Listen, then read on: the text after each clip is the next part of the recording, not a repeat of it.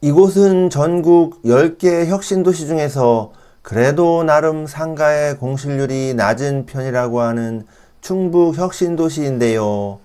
메인 상권 거리를 걷고 있습니다. 상가 공실과 임대 문구가 그런데 너무 많이 보입니다. 이곳이 이 정도인데 도대체 사정이 더 나쁜 혁신도시는 어느 정도일까? 안 봐도 상가의 공실 수준을 짐작할 수 있을 것 같습니다. 아, 큰일이네요. 안녕하세요, 시청자 여러분, 그리고 해외 동포 여러분. 재미멀 오늘도 인사드리겠습니다. 오늘은 제가 영상 촬영 처음으로 혁신도시에 발을 들이게 되었는데요. 이곳은 바로 충북 혁신도시 되시겠습니다. 우리가 매스컴에서 혁신도시의 상가 공실 문제를 포함한 여러 문제들에 대해 다루는 것을 한두 번쯤은 모두 보셨으리라 생각이 되는데요. 실제 혁신도시에 와서 메인 거리를 둘러보니 정말 심각하긴 합니다. 혁신도시는 과거 수도권의 과밀화 현상과 지역 소멸 현상을 개선하고 지역 균형 발전을 통한 계획도시를 조성한다는 좋은 목적을 갖고 시작이 되었는데요. 2007년부터 공공기관을 지방으로 보내면서 사업을 시작했고, 원래 계획대로라면 2022년까지 사업을 완료하는 구상이었지만 2008년 글로벌 금융위기로 인해 불황을 겪으면서 잠시 사업이 주춤했고, 공공기관을 지방에 보내려 해도 해당 공공기관이 지방 이전을 꺼리는 움직임도 있었습니다. 또한 정권이 바뀌면서 세종특별자치시 수정 발언 등도 사업 추진에 걸림돌이 되기도 하였으며, 무엇보다 민간 건설사들의 참여가 저조했다는 점이 혁신도시 추진을 더디게 만들었다고 합니다.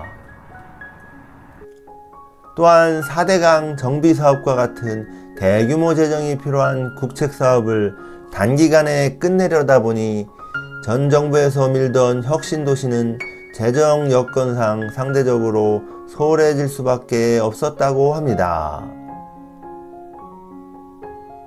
이런 과정 속에서 다시 정권이 바뀌면서 기존 혁신도시 사업이 다시 탄력을 붙이려 하는데 정치 세력 간의 이해관계가 대립하는 등 어려움으로 아직도 진행이 더딘 상황이라고 합니다. 혁신도시는 총 10개를 조성하는 것으로 진행이 되고 있었는데요.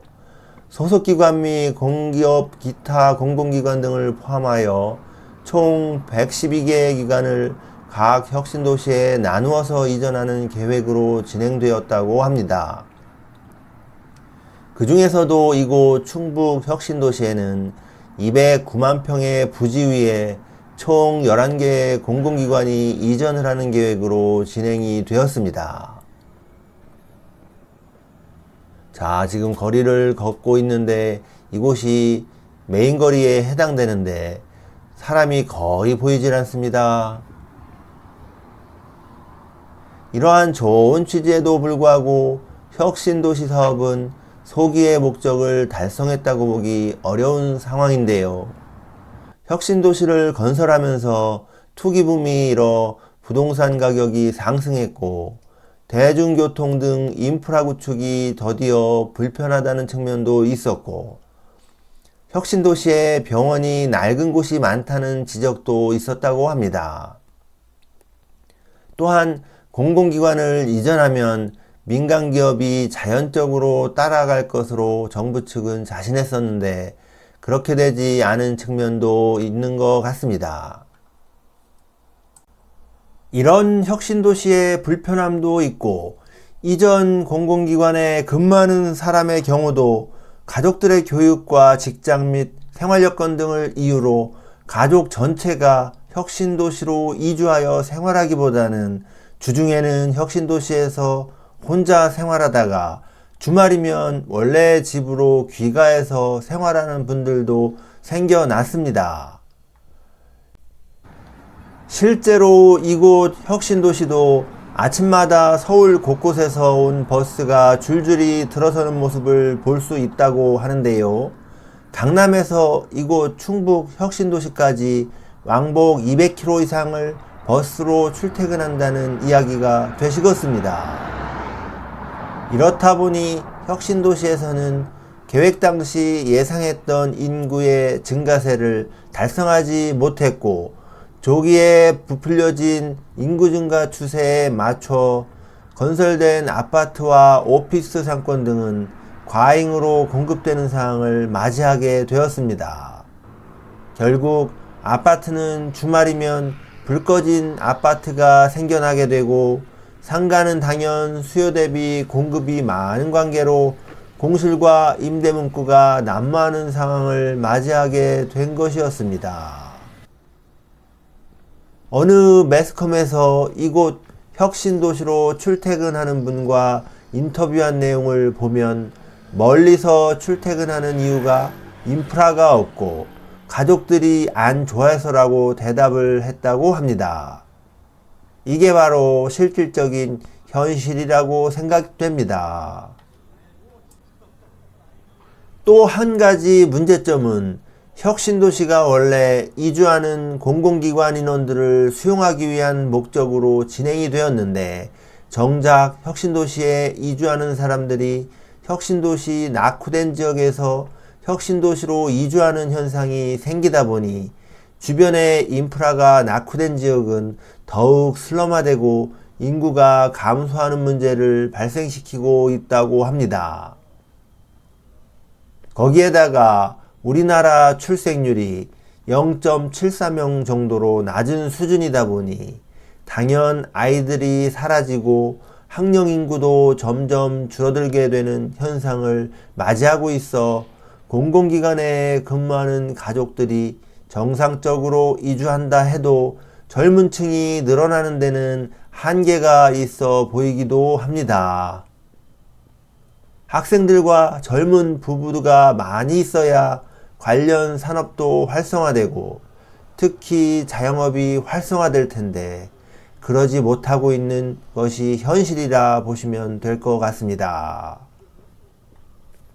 그나마 전국 혁신도시 중에서 이곳은 상가 공실률이 20에서 30% 사이를 왔다 갔다 하고 있는 상황인데요.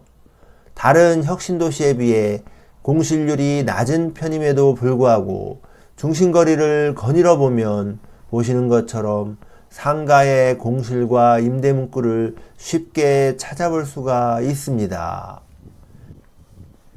메인 거리에서 한 블록만 들어가면 터만 닦아놓고 아직 개발되지 않고 있는 부지가 많이 보이기도 합니다.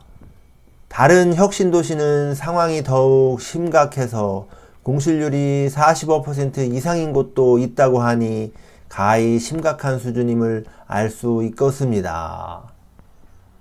우리나라 혁신도시의 상가 공실 문제는 전체적으로 심각한 상황인데요. 현재 상황에서 이러한 혁신도시의 상가 공실 문제는 그 누구도 쉽게 해결할 수 없는 상황으로 보여집니다. 이 문제의 해결을 위해서는 결국 적절한 수요 예측을 기반으로 한 적절한 주택과 상가 공급이 맞아 떨어져야 하는데, 항상 예측은 결과적으로 과다하게 부풀려지는 측면이 있고 정책의 시행 과정에서 관련자들의 반발과 거부도 생겨나기 마련인데요. 공실이 과도하게 넘쳐나고 있어도 추가적으로 상가를 공급하는 악순환이 반복되고 있기에 이를 끊어내는 상황이 맞이하게 되지 않는다면 이 문제의 해결은 정말 어려운 상황으로 보여집니다. 오야둔둥 우리 시청자님들께서는 항시 갖고 계신 은퇴자금, 노후자금을 잘 간직하시어 편안한 노후를 보내셔야 할 것으로 사료됩니다. 오늘 영상은 여기까지입니다. 오늘도 시청해 주셔서 감사드리겠습니다. 안녕히 계세요.